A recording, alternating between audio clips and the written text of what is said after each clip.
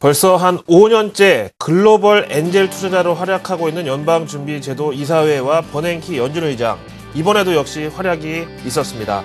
한번 이렇게 이미지라는 게 각인 효과가 있기 때문에 언제든지 이 안 좋은 상황에서 특히 연준이라는 글자만 나오면은 그 전 세계 위험자산 선호 현상이 불이 일어나듯이 들불처럼 일어나기 마련인데요. 그런 차원에서 오늘 우리 증시 어제 해킹 이슈도 있었고 여러 가지 있었지만 오늘 상당히 좋은 분위기로 출발할 수 있겠습니다. 연준의 활약이 구체적으로 어땠는지 한번 살펴보시고요. 이어서 아직까지 수면 아래로 가라앉지 않고 있는 키플러스 문제, 어제 정점은 지났다고 말씀드렸는데 어떤 해결 수순을 밟을 것인지 여기에 대해서도 점검해보고, 마지막으로 과연 국내 증시 외국인 투자자들 언제 순매수로 복귀를 할지 아직까지는 조금 시간이 걸려야 될 것으로 보이는데 현재 투심의 현주소 정도 알아보기로 하겠습니다. 먼저 미증시 마감 브리핑부터 살펴보시죠. 로이터 통신입니다. 오늘 미 증시는 그야말로 연준이 또 한 번 구원투수로서 역할을 톡톡히 했다고 볼 수 있는데요. 그래서 제목에 키프로스에 놀란 미 증시를 연준이 장중에 FOMC 성명서와 함께 달래줬다. 사실 이번 FOMC에 대해서는 약간의 불안감이 있었습니다. 왜냐하면 최근에 고용하고 주택지표 같은 이 미 경제 펀더멘탈 개선 추세가 생각보다 좀 가속도가 많이 붙어 있었기 때문에 투자자들은 이런 지표 호조는 연준 양적 완화 의지 약화 내지는 출구 전략 고려 이런 걸로 이어지는 것이 아니냐, 이런 상황이었었고요. 그래서 이번에는 그야말로 무소식이 희소식인 이런 상황이었었는데 연준이 지금 양적 완화 기조에 대해서 아무 말도 안 하는 것이 가장 최상급 시나리오. 근데 요거를 깨고 오히려 더 좋은 얘기를 해줬다는 거죠. 무슨 얘기를 했을까요? 한번 성명서 내용 함께 살펴보시죠. 연방준비제도 이사회 측에서 직접 제공한 자료인데요. 일단 첫 문단에서 보시면은요, 그래 우리도 다 봐서 알고 있다, 이런 식으로 앞에 보신 이 경제지표 호조에 대해서 얘기를 하고 있는데요. 화면 보시죠. 고용, 주택 요즘 보니까 이제야 좀 제대로 올라오는 것 같더라. 그래서 우리도 인정을 하겠다. 하지만 여전히 실업률이 높은 수준이다. 요 얘기를 이제 또 꺼내고 있죠. 실업률. 연준 양적 완화의 최대 명분이고 이유이고 삶의 유익, 근본이고 이런 식인데요. 그리고 물가도 유가 변동 요인을 제외하면은 아직도 적정 수준 아래에 있다. 그래서 벌써 이제부터 비둘기가 기지개를 켜는 그런 분위기가 계속 감지가 되고 있죠. 그러면서 세 번째 문단에 연준은 현행 월 850억 달러 채권 매입을 계속 유지할 것이고, 맨 아래 문단에 보시면 이번 사실은 출구 전략에 대해서 얘기를 꺼낼까 말까 사람들이 불안해했지만 연준은 실업률 목표치 6.5% 그리고 인플레이션율 2%를 가시권이 들어오기 전에는 출구 전략에 대한 입장 표명을 아예 하지 않겠다. 이렇게 하면서 무소식이 희소식이라고 그야말로 아무 말을 안 해도 본전은 충분히 가는 상황에서 이렇게, 저는 좀 솔직히 말해서 약간의 무리수가 아닌가 싶을 정도로 양적 완화에 대한 집착을 드러냈다라고 평가가 가능합니다. 근데 그럴 만한 이유가 또 다 있었다는 거죠. 어떤 이유가 들어있었는지 함께 살펴보시죠. 그 연준의 지금 보시는 경제 전망 진단서, FOMC 성명서하고 일종의 해설판 내지는 참고서 개념으로 나오는 건데요. 이거는 수치보다는요, 지난번 내용하고 어떻게 변화가 있었나, 요걸 좀 중점적으로 보셔야 되는데요. 여기 보시면은 GDP 성장률의 경우 올해입니다. 2013년 기준으로 전망치 상단을 지난번 3%에서 2.8%로 내려잡았습니다. 그래서 아직까지 미 경제 성장률이 확실하게 가속도가 붙은 것은 아니다. 대신에 실업률은 지난번 7.4에서 7.7%까지 내다봤던 걸 이번에 7.3에서 7.5로 내려잡으면서 그래, 이 실업률에 대해서만큼 연준도 인정을 한다. 요거는 좀 자신 있게 볼 수 있다는 스탠스. 하지만 또 연준 양적 완화의 최대 부작용이 될 수 있는 인플레이션에 대해서는 하단을 이렇게 1.3% 똑같이 고정을 했지만은 상단을 1.7%로 전월보다 내려잡으면서 아직까지 미 경제는 다운사이드 리스크가 완전히 제거되지 않았기 때문에 물가라는 것은 사람의 혈압처럼 너무 낮아도 또 너무 높아도 문제인데 적정 수준에 아직까지 올라가지 않을 것으로 본다. 따라서 연준 양적 완화 지속 의지에 대한 강력한 명분으로 제시가 되고 있습니다. 한마디로 성장 전망 낮추고 물가 전망을 같이 내려잡으면서 오히려 지금 양적 완화를 그만두는 게 이상한 그런 시점이다, 이렇게 짚어놓았고요.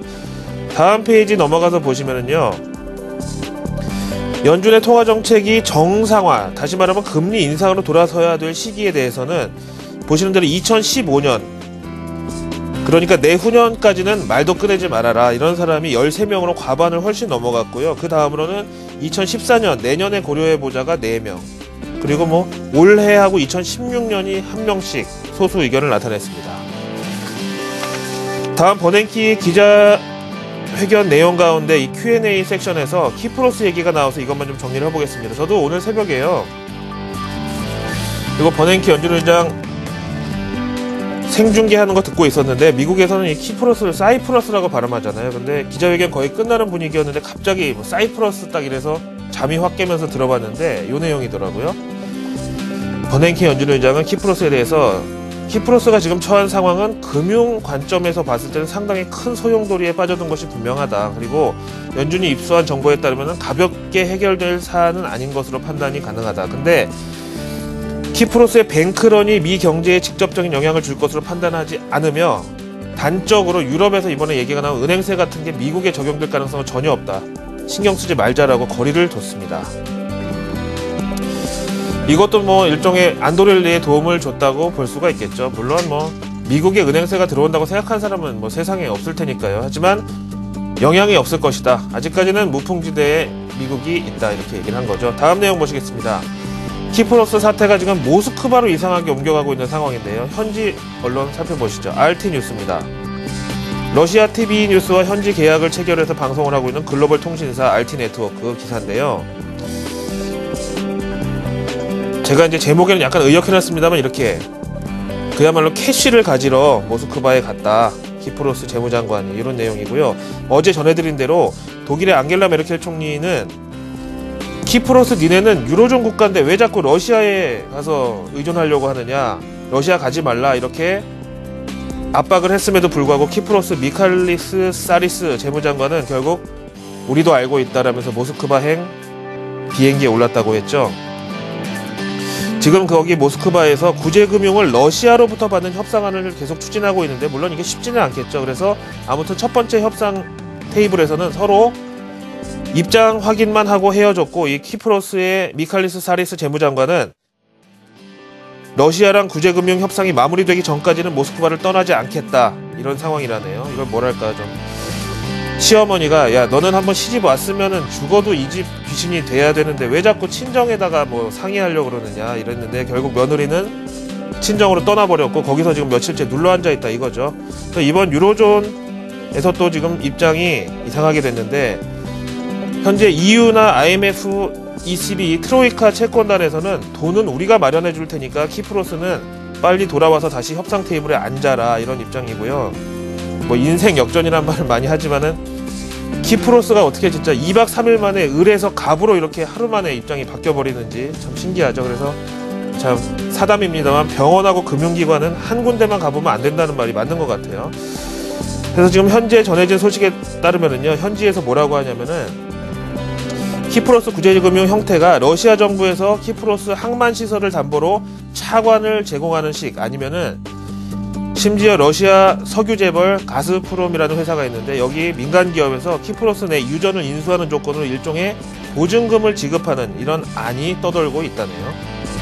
어쨌든 아이디어가 다양하니까 뭔가 지금 뭐 의견이 혹은 결과가 나오긴 나오겠죠.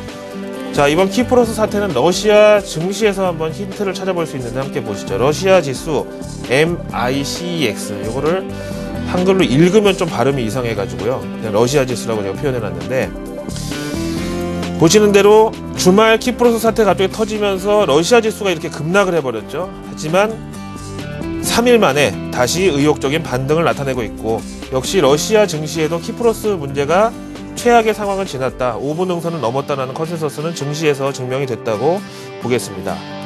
그렇다면 여기에 대한 유럽 현지 경제학자 의견은 어떤지 한번 들어보실까요? 코메르츠뱅크.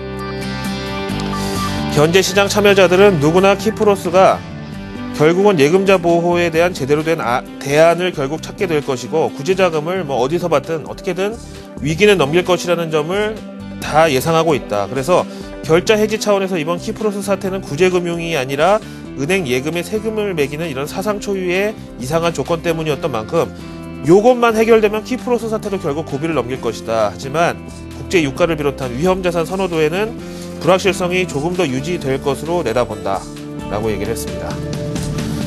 자, 이렇게 안정 국면을 찾아가고 있는 환경에서 국내 증시 외국인들의 투심은 아직까지 좀 시니컬합니다. MSCI 한국지수 보시죠. 보시는 대로 MSCI 한국지수는 올 2013년 연중 최저점까지 내려와 있는 상황이고요. 일단 장중에 0.24% 마이너스고 마감옥을 해서 0.28% 올랐다는 거죠. 그래서 어제 하락 분위기를 약간 후반영했다고 볼 수도 있고 다음에 만회한다고 또 볼 수도 있는데 아직까지 외국인들이 그래도 강력한 매수 기조로 복귀할 것을 기대하기는 힘들다. 대신에 어제 북한 사이버 테러든 뭐든 우리 증시 장 후반에 인위적인 하락폭은 무조건 오늘 갭상승으로 메꾸고 출발해야지 맞는다. 저는 이렇게 보겠습니다. 글로벌 마켓 나우 준비한 내용 모두 전해드렸습니다.